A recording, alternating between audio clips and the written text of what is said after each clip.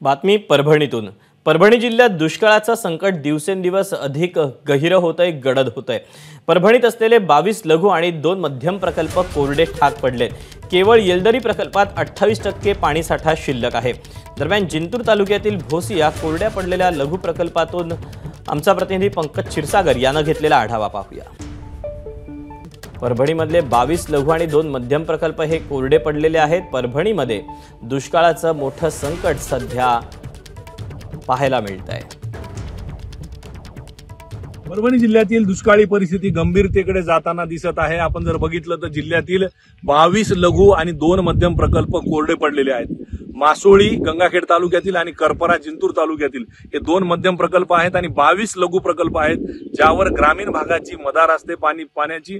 तर ते हे सर्व प्रकल्प कोरडे पडलेले आहेत। आपण बघू शकतो, मी सध्या जिंतूर तालुक्यातील भोसी इथल्या या लघु प्रकल्पावर आहे आणि या प्रकल्पातील खाली गाळातील भेगा ज्या आहेत, या भेगा या दुष्काळाचं वर्णन करू शकतात। कारण हीच परिस्थिती आहे ग्रामीण भागामध्ये पाण्याची।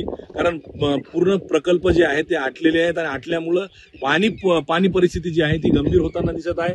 ह्या प्रकल्पामध्ये हे जे खड्डे दिसत आहेत, शेतकरी हे जो लघु प्रकल्प आहे हा पूर्णतः कोरडा झाल्यामुळे इथला जो गाळ आहे तो गाळ उपसा करून आपल्या शेतामध्ये टाकतात। कारण गाळ हा अत्यंत चांगला असतो शेतीसाठी। जिल्ह्याची जर परिस्थिती बघितली तर 17 टँकरने पाणी पुरवठा जिल्ह्यात सुरू आहे आणि 154 विंधन विहिरींचं अधिग्रहण जे आहे ते केलं गेलेलं आहे। दुसरीकडे हे प्रकल्प आटल्यामुळे आता पाणी टंचाई जी आहे तीव्र होताना दिसत आहे।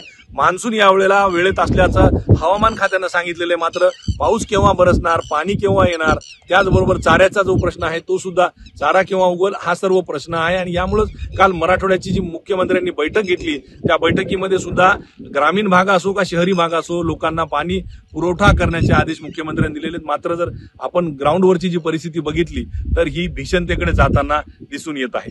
कॅमेरा पर्सन विशालसह पंकज क्षीरसागर, एबीपी माझा, जिंतूर। एबीपी माझा, उघडा डोळे बघा नीट।